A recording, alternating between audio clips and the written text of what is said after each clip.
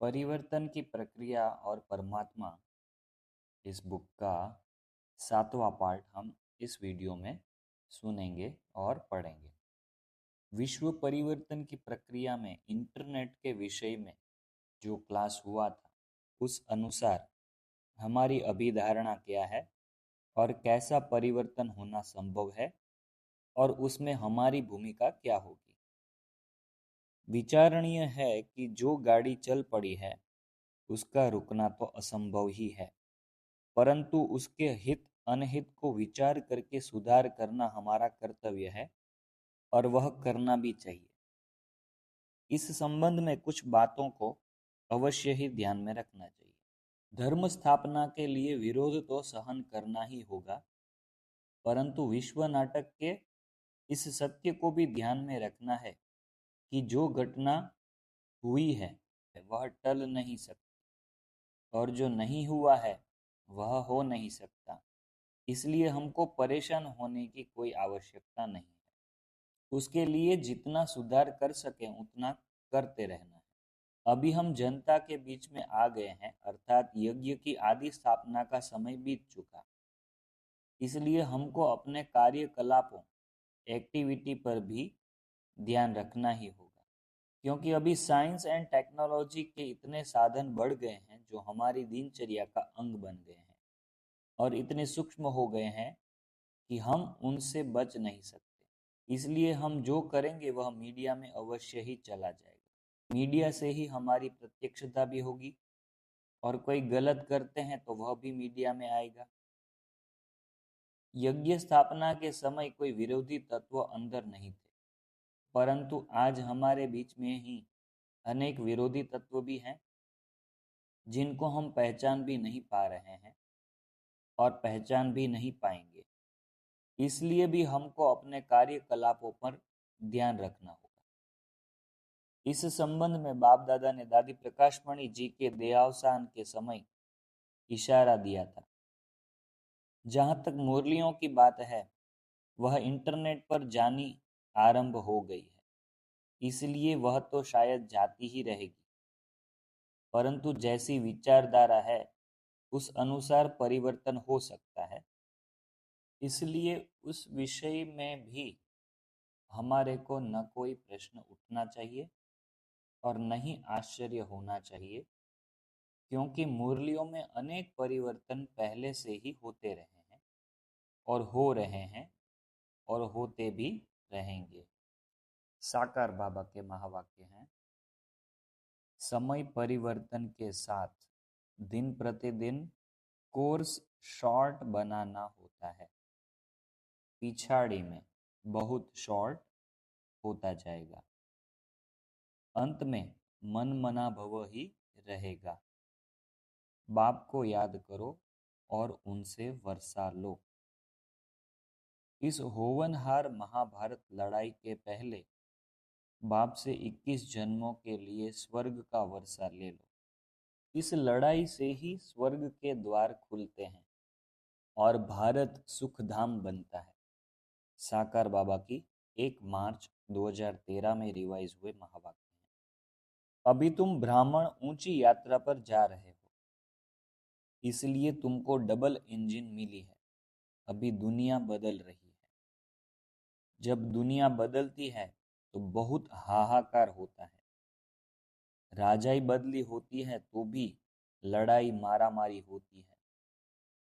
तुम बच्चे जानते हो अभी हमारी नई राजधानी स्थापन हो रही है। घोर अंधियारे से घोर सोजरा हो रहा है। अभी तुम सारे सृष्टि चक्र की हिस्ट्री ज्योग्राफी को जानते हो। तुमको समझकर औरों को भी समझाना है। जैसे बाप ने तुमको त्रिकालदर्शी स्वदर्शन चक्रधारी बनाया है, तो तुमको फिर औरों को आप समान बनाना है। अब यह तमो प्रधान दुनिया बदल सतो प्रधान बन रही है। सतो प्रधान बनाने वाला एक ही परमपिता परमात्मा है, जो हमको सहज राजयोग और स्वदर्शन चक्र का ज्ञान दे रहे हैं। भी आगे अव्यक्त बाबा के 16 फरवरी 96 के महावाक्य हैं। माया बार बार क्यों आती है?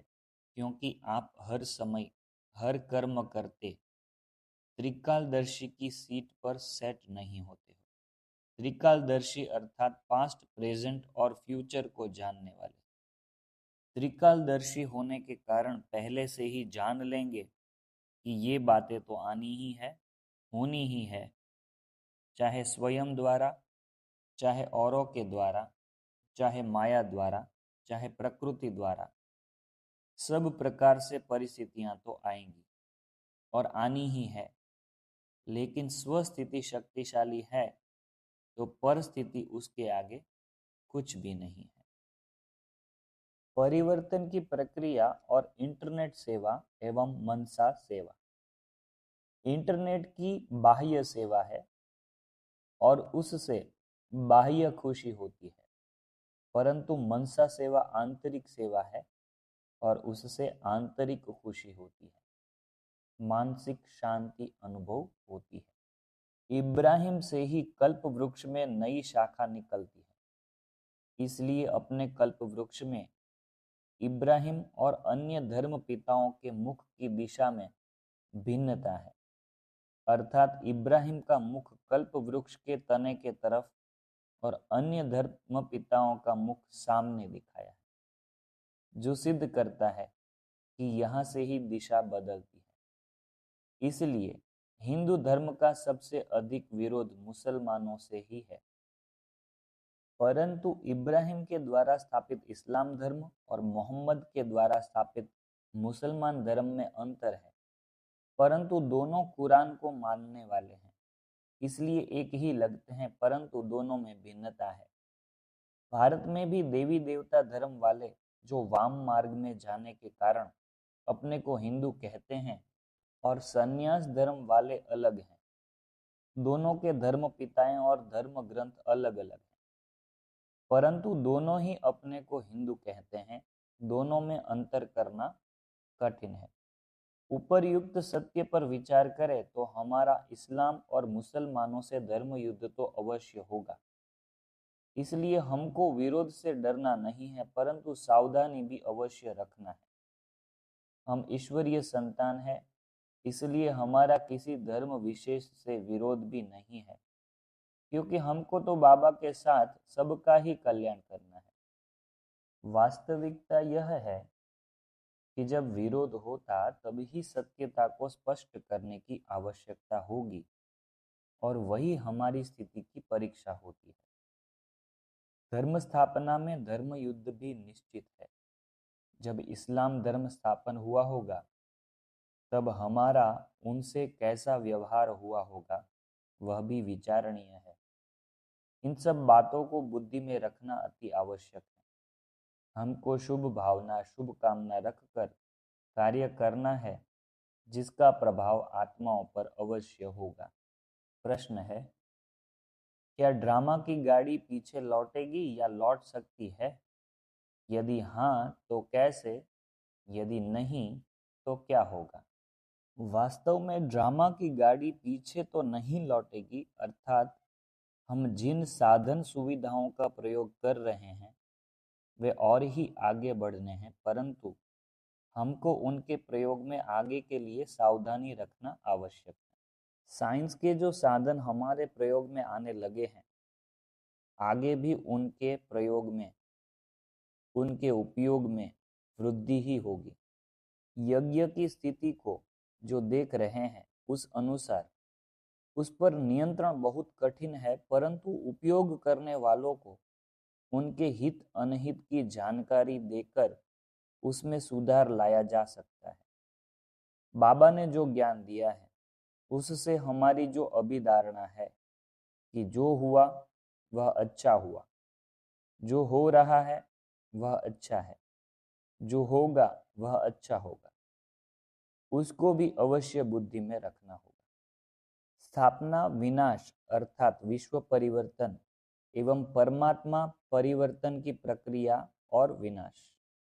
निरसंकल्प और निर्विकल्प समाधि का हठयोग में भी बहुत वर्णन है, परंतु निरसंकल्प निर्विकल्प समाधि के साथ शुभ संकल्प समाधि अति महत्वपूर्ण है, जिसका हठयोग में कोई वर्णन नहीं है, जो परमात्मा ही आकर बताते हैं और उसमें सफलता का विधि विधान बताते हैं। शुभ संकल्प समाधि की सफलता ही सच्ची आध्यात्मिक सफलता है, क्योंकि शुभ संकल्प समाधि में स्थित होकर कर्म करने से ही आत्मा की उन्नति होती है और उसके आधार पर ही विश्व परिवर्तन होता है। यह शुभ संकल्प समाधि अर्थात स्थिति का राज विश्व परिवर्तक परमात्मा ने अभी बताया है, जिसके आधार पर ही विश्व परिवर्तन का कार्य हो रहा है, अर्थात नई दुनिया की कलम लग रही है। सृष्टि चक्र के हिसाब से परम धाम में आत्मा निर्संकल्प रहती है, सतयुग त्रेता में निर्विकल्प होती है और पुरुषोत्तम संगम युग पर परमात्मा से यथार्थ ज्ञान पाकर आत्मा शुभ संकल्प को धारण कर विश्व कल्याण अर्थात विश्व परिवर्तन का कर्तव्य करती है, जिसके आधार पर नए विश्व का नव निर्माण होता है। अभी वर्तमान में जो शुभ संकल्प में स्थित हो शुभ कर्म करेगा, उसका भविष्य अवश्य ही शुभ होगा। उसके लिए सोचने की भी आवश्यकता नहीं है, क्योंकि भविष्य हमारे वर्तमान की ही परछाई है। एक तो आत्मा के ऊपर अज्ञान काल में किए गए कर्मों का बोझा है, जो कर्म भोग और कर्म बंधन के रूप में दुखी करता है। दूसरा, ज्ञान में आने के बाद, ड्रामा के ज्ञान को समझने के बाद उसकी धारणा न कर पाने से अनेक संकल्प विकल्प शुभाशुभ की आशंका के वशीभूत होकर विकर्म करते हैं। अनेक आत्माओं के संबंध बिगड़ते हैं, जिससे अज्ञान काल से कई गुना बोझ आत्मा पर चढ़ जाता है, जो आत्मा को दुखी करता है। ड्रामा के ज्ञान की सही धारणा हो तो एक सेकेंड में निराकारी स्थिति में स्थित हो परम शांति परम शक्ति की अनुभूति होती है। अकाल तख्त नशीन होने से साक्षी बन विश्व नाटक को देखने और ट्रस्टी बन पाठ बजाने से परम सुख की अनुभूति होती है तथा अव्यक्त स्वरूप में स्थित हो अव्यक्त रूपधारी बाप दादा के साथ विश्व कल्याण का कर्तव्य करते हुए परमानंद की अनुभूति सदा होती है। जो यथार्थ रीति पुरुषार्थ करते हैं, उनको यह अनुभूति सदा ही होती रहेगी। ऐसे अनुभव में रहने वाली आत्मा कब विनाश की प्रतीक्षा नहीं करेगी। विचार करें और देखें कि बाबा ने हमको क्या नहीं दिया है। ड्रामा का ज्ञान, कर्मों का ज्ञान, जो हुआ सो अच्छा हुआ, अच्छा होगा। जीवात्मा अपना आप ही मित्र है और आप ही शत्रु है। आत्मा को जो तन मन धन मिला है, उसका वह ट्रस्टी मात्र है, आदि आदि का ज्ञान। वास्तविकता यह है कि अपनी प्राप्तियों को देख उनका उपयोग करके सुख लेने वाला सदा ही संगम युग के आनंद में रहेगा। दूसरों की प्राप्तियों को देखने वाला सदा ही राग द्वेष, ईर्ष्या घृणा, भय चिंता, शुभाशुभ की आशंका, अहंकार हीनता की आग में जलकर दुखी होता रहेगा और दुखी होने के कारण विनाश की प्रतीक्षा करेगा। बाबा ने हमको विनाश के लिए यह ज्ञान नहीं दिया है। बाबा ने तो अतीन्द्रिय सुख का अनुभव करने के लिए यह ज्ञान दिया है। अव्यक्त बाप दादा के 7 फरवरी 1976 के अव्यक्त महावाक्य आगे सुनेंगे। अभी समय की गति को जानते हुए परिवर्तन शक्ति को स्वयं प्रति लगाओ। समय का परिवर्तन नहीं देखो, लेकिन स्वयं का परिवर्तन देखो। समय का परिवर्तन नहीं देखो, लेकिन स्वयं का परिवर्तन देखो। समय के परिवर्तन का इंतजार बहुत करते हैं, लेकिन स्वयं के परिवर्तन के लिए कम सोचते हो। स्वयं रचयिता हो, समय रचना है। रचयिता अर्थात स्वयं के परिवर्तन से रचना अर्थात समय का परिवर्तन होना है। परिवर्तन के आधार मूर्त स्वयं आप हो। आगे के महावाक्य भी वही मुरली से हैं। समय की समाप्ति अर्थात इस पुरानी दुनिया के परिवर्तन की घड़ी आप हो। सारे विश्व की आत्माओं की आप घड़ियों के ऊपर नजर है कि कब यह घड़ियां समाप्ति का समय दिखाती है। आपको समय का इंतजार है क्या? हलचल है अथवा अचल हो? क्या होगा, कब होगा, होगा या नहीं होगा? ड्रामा अनुसार समय प्रति समय हिलाने के पेपर्स तो आते रहेंगे और आएंगे भी। आगे भी वही नहीं, आगे है 2 फरवरी 76 के महावाक्य। तो ब्राह्मणों के परिवर्तन करने की विधि सिद्धि स्वरूप न बनने का कारण भावना बदल कामना हो जाना है, इसलिए पुरुषार्थ ज्वाला रूप नहीं होता है। ब्राह्मणों का ज्वाला रूप विनाश ज्वाला को प्रज्वलित करेगा, इसलिए ब्राह्मणों के पोतामेल में अब लास्ट सो फास्ट पुरुषार्थ ज्वाला रूप का ही रहा हुआ है। पांडवों के कारण यादव रुके हुए हैं। पांडवों के श्रेष्ठ शान रूहानी शान की स्थिति यादवों के परेशानी वाली परिस्थिति को समाप्त करेगी। 2 फरवरी 1976 के अव्यक्त मूल्य महावाक्य हैं। बाप दादा ने रिवाइज कोर्स के साथ रियलाइजेशन कोर्स भी दिया है। अब बाकी क्या रहा? क्या कमी रह गई है बाकी? नष्टो मोहा स्मृति स्वरूप हो गए कि अभी होना है? फाइनल विनाश तक रुके हुए हो क्या? विनाश का इंतजार तो नहीं कर रहे हो? संगम युग सुहावना लगता है व सतयुग? अगर स्वयं इस प्रश्न से प्रसन्न हैं तो दूसरों को भी प्रसन्न कर सकते हैं। 18 जनवरी 1977 के यह अव्यक्त मुरली महावाक्य हैं। बच्चे भी पूछते रहते हैं, तो लोगों ने पूछा तो क्या बड़ी बात हुई? बच्चों की शादी करें या नहीं करें, मकान बनाए या नहीं? वास्तव में इन क्वेश्चंस का विनाश की डेट से कोई कनेक्शन नहीं है। वास्तव में इन प्रश्नों का विनाश की तारीख से कोई कनेक्शन नहीं है।